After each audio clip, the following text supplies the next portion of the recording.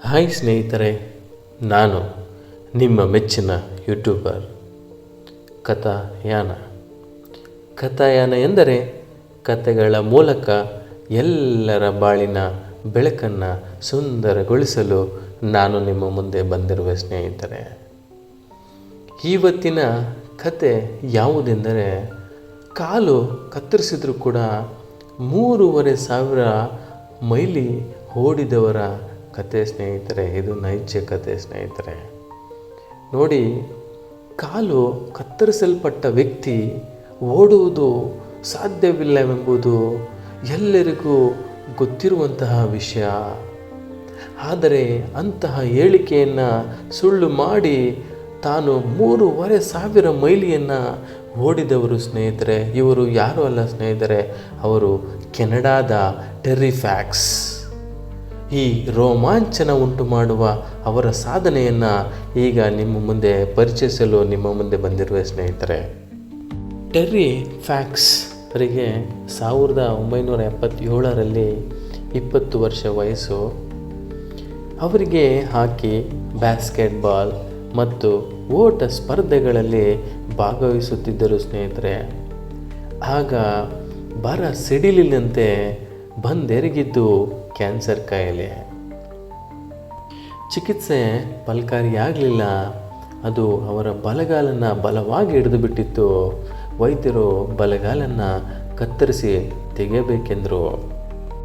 ಶಸ್ತ್ರಚಿಕಿತ್ಸೆಯ ಹಿಂದಿನ ರಾತ್ರಿ ಫ್ಯಾಕ್ಸ್ ಬಿಕ್ಕಿ ಬಿಕ್ಕಿ ಅಳುತ್ತಿದ್ದಾಗ ಹಳೆಯ ವಾರ ಪತ್ರಿಕೆಯಲ್ಲಿನ ಸುದ್ದಿಯೊಂದು ಅವರಿಗೆ ಕಣ್ಣಿಗೆ ಬಿತ್ತು ಸ್ನೇಹಿತರೆ.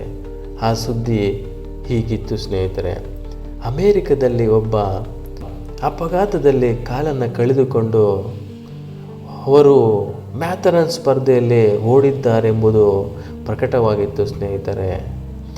ಅದನ್ನೋದಿದ ತಕ್ಷಣ ಫ್ಯಾಕ್ಸಿನರ ಮನಸ್ಸಿನಲ್ಲಿ, ನಾನೇ ಕೇಳಬೇಕು, ನಾನು ಕೂಡ ಕೃತಕ ಕಾಲನ್ನು ಧರಿಸಿಕೊಂಡ್ರೆ ನಾನು ಏನಾದರೂ ಒಂದು ಸಾಧನೆ ಮಾಡ್ಬೋದು ಅನ್ನುವುದು ಅವರ ಯೋಚನೆ ಹುಟ್ಕೊಳ್ತು ಸ್ನೇಹಿತರೆ. ಶಸ್ತ್ರಚಿಕಿತ್ಸೆಯಲ್ಲಿ ಬಲಗಾಲನ್ನು ತೆಗೆದ ತಕ್ಷಣ ಕೃತಕ ಕಾಲನ್ನು ಜೋಡಿಸಿಕೊಂಡರು. ಆದರೆ ನಡೆಯುವುದು ಅಷ್ಟು ಸುಲಭವಾಗಿರಲಿಲ್ಲ ಸ್ನೇಹಿತರೆ. ಬಿದ್ದರು, ಎದ್ದರು, ಮತ್ತೆ ಮತ್ತೆ ಗಾಯ ಮಾಡಿಕೊಂಡ್ರು. ಆದರೆ ಧೃತಿಗೆಡಲಿಲ್ಲ.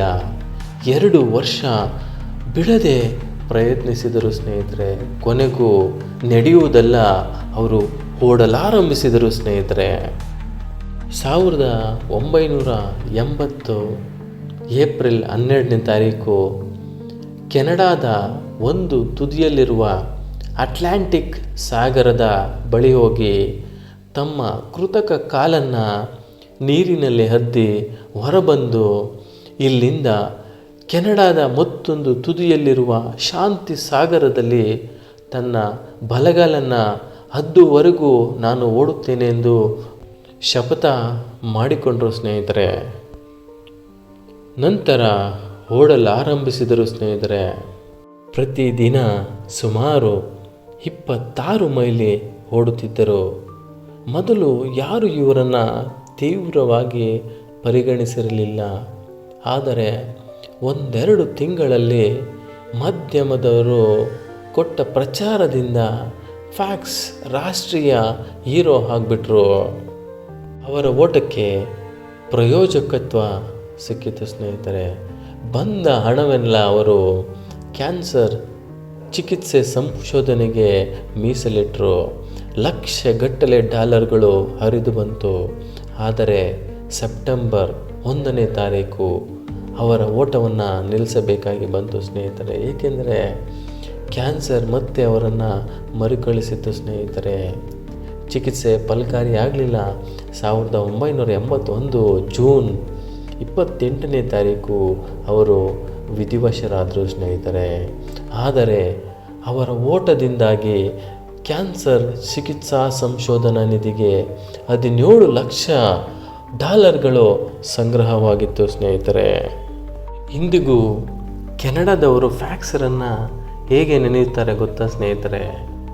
4 ಸೀಸನ್ಸ್ನ ಹೋಟೆಲ್ ಸಮೂಹ ಪ್ರತಿ ವರ್ಷವೂ ಕೂಡ ಟೆರ್ರಿ ಫ್ಯಾಕ್ಸ್ ಸ್ಮರಣಾರ್ಥ ಮ್ಯಾಥರಾನ್ ಸ್ಪರ್ಧೆಗಳನ್ನು ಪ್ರಯೋಜಿಸಿ ಇದುವರೆಗೂ $36 ಕೋಟಿ ಕ್ಯಾನ್ಸರ್ ನಿಧಿಗೆ ಕೊಟ್ಟಿದೆ ಸ್ನೇಹಿತರೆ. ನಂತರ 1985ರಲ್ಲಿ ಸ್ಟೀವ್ ಫ್ಯಾನೋ ಎಂಬ 18ರ ಯುವಕ ಮತ್ತೊಂದು ಓಟವನ್ನು ನಡೆಸಿ $1.5 ಕೋಟಿ ಫ್ಯಾಂಕ್ಸ್ ನಿಧಿಗೆ ಸಂಗ್ರಹಿಸಿಕೊಟ್ಟು ಆತನು ಕೂಡ ಅಪಘಾತವೊಂದರಲ್ಲಿ ಕಾಲೊಂದನ್ನು ಕಳೆದುಕೊಂಡು ಕೃತಕ ಕಾಲಿನ ಸಹಾಯದಿಂದ ಓಡಿದ್ದ ಸ್ನೇಹಿತರೆ. 1987ರಲ್ಲಿ ಫ್ಯಾಕ್ಸ್ರಿಂದ ಸ್ಫೂರ್ತಿಗೊಂಡ ಒಬ್ಬ ವ್ಯಕ್ತಿ ರಿಕ್ ಆ್ಯನ್ಸನ್ಸ್ ಎಂಬ ಪಾರ್ಶ್ವವಾಯು ಪೀಡಿತ ವ್ಯಕ್ತಿ ಗಾಲಿ ಕುರ್ಜಿಯನ್ನು ಉಪಯೋಗಿಸಿಕೊಂಡು 26 ತಿಂಗಳಲ್ಲಿ 34 ದೇಶಗಳಲ್ಲಿ ಸುತ್ತಾಡಿ $2.5 ಕೋಟಿ ಸಂಗ್ರಹಿಸಿಕೊಟ್ಟಿದ್ದಾರೆ ಸ್ನೇಹಿತರೆ. ಇಂದಿಗೆ ಫ್ಯಾಕ್ಸ್ ಸತ್ತು 44 ವರ್ಷಗಳಾಗಿದೆ ಸ್ನೇಹಿತರೆ. ಆದರೆ ಆತನ ನಿಧಿ ಕ್ಯಾನ್ಸರ್ ಸಂಶೋಧನೆಗೆ ಸಹಾಯ ಮಾಡುತ್ತಲೇ ಬಂದಿದೆ ಸ್ನೇಹಿತರೆ. ಅವರ ಆತ್ಮಕ್ಕೆ ಶಾಂತಿ ಕೊರೋಣ ಅಲ್ವಾ ಸ್ನೇಹಿತರೆ. ಕೆನಡಾದ ಟೆರ್ರಿ ಫ್ಯಾಕ್ಸ್ರವರು ಬದುಕಿದ್ದು ಕೇವಲ 24 ವರ್ಷ ಸ್ನೇಹಿತರೆ. ಅವರು ಸಾಧನೆಯನ್ನು ಮಾಡಿದ್ದು ಕೇವಲ 4 ವರ್ಷದಲ್ಲಿ ಸ್ನೇಹಿತರೆ. ಈ 4 ವರ್ಷ ಮಾಡಿದ ಸಾಧನೆ ಎಷ್ಟೋ ಕ್ಯಾನ್ಸರ್ ಪೀಡಿತ ರೋಗಿಗಳಿಗೆ ಜೀವದಾನವಾಗಿದೆ ಸ್ನೇಹಿತರೆ ಅಲ್ವಾ. ಮನುಷ್ಯ ಎಷ್ಟು ವರ್ಷ ಬದುಕಿದ್ದಾನೆ ಎಂಬುದು ಅಲ್ಲ ಸ್ನೇಹಿತರೆ, ಅವನು ಇಷ್ಟು ವರ್ಷವಿದ್ದು ಏನು ಮಾಡಿದ್ದಾನೆ ಎಂಬುದು ಪ್ರಶ್ನೆ ಅಲ್ವಾ ಸ್ನೇಹಿತರೆ. ಎಲೆ ಮಾನವ, ನೀನು ಯಾರಿಗಾದೆಯೋ? ಈ ಕಥೆಯನ್ನು ಹೇಳುವ ಮೂಲಕ ನಿಮ್ಮ ಎಲ್ಲರ ಬಾಳು ಬೆಳಕಾಗಲಿ ಎಂದು ಹಾರೈಸುತ್ತಾ ಮತ್ತೆ ನಾನು ನಾಳೆ ಒಂದು ಕಥೆಯ ಮೂಲಕ ನಿಮ್ಮ ಮುಂದೆ ಬರುವೆ ಸ್ನೇಹಿತರೆ. ಜೈ ಹಿಂದ್, ಜೈ ಕರ್ನಾಟಕ ಮಾತೆ. ಎಲ್ಲರಿಗೂ ಶುಭವಾಗಲಿ.